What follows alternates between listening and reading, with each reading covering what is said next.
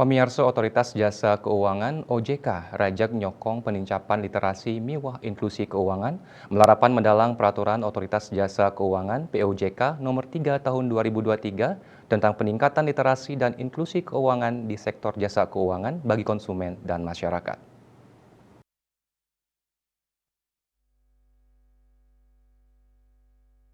Kepala OJK Regional 8 Bali Nusra, Kristianti Pujirayu Wadarang, POJK nomor 3 Warsa Kalitali Tigang Likur, wantah ngelanturang Undang-Undang nomor 4 tahun 2023 tentang pengembangan dan penguatan sektor keuangan sebagai upaya preventif dari perlindungan konsumen dan masyarakat. Kebausang taler perlindungan konsumen sane becik pacang mapikolih majeng angga usaha jasa keuangan POJK santukan side ngerauhin konsumen sane cerdas berkualitas mawasana ring tingkat inklusi saha literasi keuangan ring Indonesia.